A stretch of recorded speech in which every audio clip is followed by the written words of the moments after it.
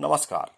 औद्योगिक प्रशिक्षण संस्था मोरवाडी पिंपरी चिंचवड कॉर्पोरेशनच्या अंतर्गत हा ITI कार्यरत असून ह्या ITI मध्ये विविध व्यवसायांचे प्रशिक्षण दिले जाते. त्यापैकी आज मी तुम्हाला इलेक्ट्रिशियन या ट्रेडबाबत माहिती सांगणार आहे. या ठिकाणी 1 इयरचे ट्रेड वेल्डर, शीतमेटल, प्लंबर, कोपा इत्यादी असून 2 वर्षाचे ट्रेड देखील यात शिकवले जातात. ET, fitter, TR, MRAC, MMV, EM, DM, PTR, IM, WM इत्यादी ट्रेड शिकवले जातात. त्यापैकी इलेक्ट्रिशियन ह्या व्यवसायाची तुम्हाला मी माहिती देणार आहे.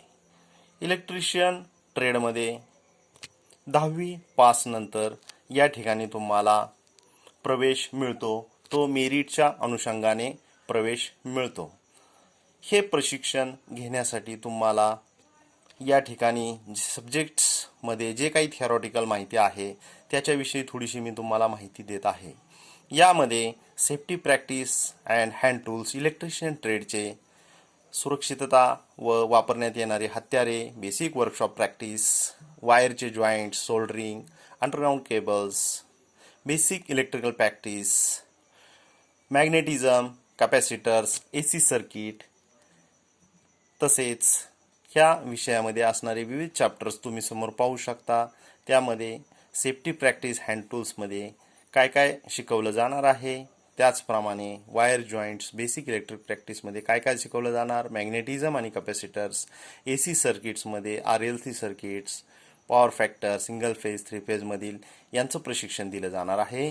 तसेच त्याच्या पुढील चॅप्टरमध्ये तुम्हाला cells and batteries, basic wiring practice, wiring installation, illumination, measuring instrument, domestic appliances, transformer म्हणजेच बॅटरी, वायरिंगचे प्रकार, प्रकाशमान, विजेची विविध प्रकाशीय उपकरणे जे आहेत त्यांच्याविषयी माहिती, मेजरिंग इन्स्ट्रुमेंट म्हणजे जे व्यवहारात वापरले जाणारे मीटर्स आहेत, व्होल्टमीटर, ॲमीटर्स, विविध प्रकारचे वॅटमीटर्स, तसेच घरगुती उपकरणे, geyser, mixer, washing machine, electric iron, तसेच ट्रान्सफॉर्मर संबंधी माहिती तुम्हाला ह्यात शिकवली जाणार आहे. बॅटरीमध्ये आपल्याला विविध प्रकारचं जे प्रशिक्षण दिले जाणार आहे ते आपण पाहू शकता.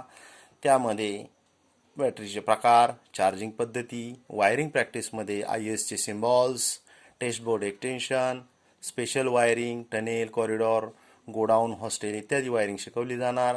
त्याचप्रमाणे वायरिंग इन्स्टॉलेशनमध्ये वायरिंगच्या ठिकाणी आपल्याला अर्थिंग का महत्त्वाचं आहे, अर्थिंग कसे करायचे त्याचं सुद्धा शिकवलं जाणार. अर्थिंग कसं तपासायचं याविषयी देखील माहिती दिली जाणार आहे. तर इल्युमिनेशन म्हणजेच प्रकाशमान, ह्या चॅप्टरमध्ये तुम्हाला वेगवेगळे लॅम्प, त्यांची कार्यपद्धती, त्यांच्यातील दोष निवारण कशा प्रकारे करणार आहोत. तर डोमेस्टिक अप्लायन्सेसमध्ये cooking range, electric bell buzzer, heating element, immersion heater, electric stove, hot plate याविषयी माहिती दिली जाणार. तर ट्रान्सफॉर्मरमध्ये याचे तत्व काय, कोणत्या तत्वावर कार्य करतो, रेशिओ, ऑइल टेस्टिंग, मेंटेनन्स कुठल्या प्रकारचा केला जातो. त्यानंतर ह्या विभागात तुम्हाला शिकवलं जाणार आहे. त्यानंतर त्याविषयी जनरेटर, मोटर, DCचे हे प्रकार आहेत. त्यानंतर AC 3 phase motor, AC single phase motor, alternator, synchronous motor आणि MG सेट हा टॉपिक शिकवलं जाणार. त्यामध्ये जनरेटरमध्ये समावेश आहे त्याचं तत्व, त्याचे EMF equation, building up of DC shunt generator म्हणजेच वेगवेगळे जनरेटर, शंट, कंपाऊंड, सिरीज.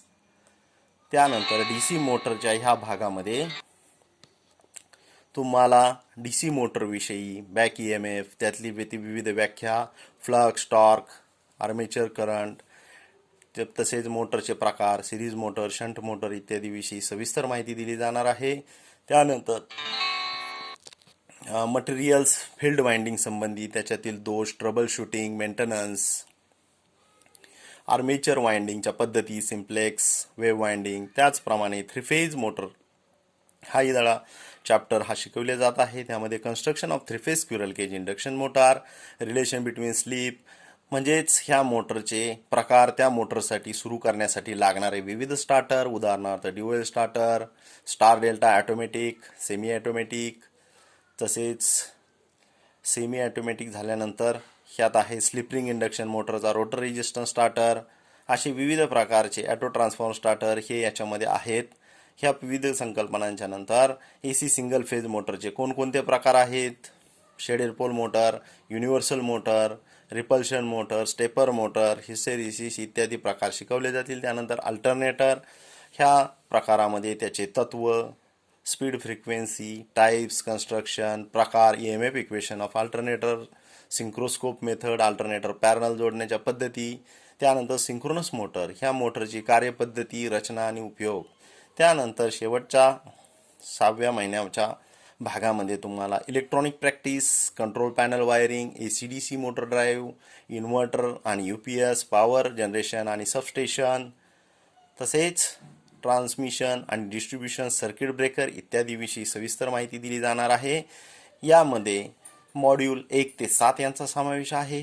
याच्यामध्ये इलेक्ट्रॉनिक प्रॅक्टिसमध्ये diodes, PN junction, transistors, UJT, FET, triac, diac, SCR, IGBT, multivibrators इत्यादीविषयी माहिती मिळणार असून कंट्रोल पॅनल वायरिंग मॉड्यूल 2 मध्ये कंट्रोल पॅनलचे विविध ॲक्सेसरीज, त्याचे इन्स्टॉलेशन, टेस्टिंग, त्यानंतर AC-DC मोटर ड्राईव्हमध्ये AC drive, DC drive, speed control of 3 phase induction motor by VVF AC, त्यानंतर इन्व्हर्टर आणि UPS, ह्यामध्ये तुम्हाला voltage stabiliser, emergency light, battery charger, inverter, stabiliser इत्यादीविषयी, तसेच इन्व्हर्टरचं डोमेस्टिक इन्स्टॉलेशन याविषयी माहिती दिली जाणार आहे. तर पॉवर जनरेशन आणि सबस्टेशन, यामध्ये सोर्स ऑफ एनर्जी आणि विविध प्रकारचे जे आपले पॉवर स्टेशन आहेत, थर्मल पॉवर, हायडल पॉवर यांचा समावेश असून tidal, magnetohydrodynamic power generation याविषयी शिकविले जाते.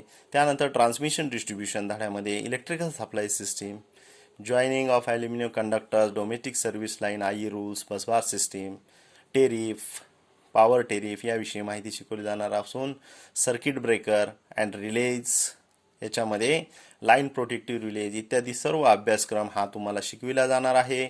म्हणजेच तुम्ही 10वी पास झाल्यानंतर SSCला मॅथ्स आणि सायन्स हे कंपल्सरी विषय घेऊन पास होणं आवश्यक आहे. आणि हा विषय झाल्यानंतर तुम्हाला 1 वर्ष अप्रेंटिसशिप ही करणं आवश्यक आहे. त्यानंतर तुम्ही औद्योगिक आस्थापनांमध्ये तुम्हाला ॲज अ इलेक्ट्रिशियन म्हणून नोकरी मिळू शकते. तुमच्या व्यवसायाच्या वेतनतंत्रीच्या ज्या संधी आहेत त्या पुढील भागात तुम्हाला सांगितल्या जातील.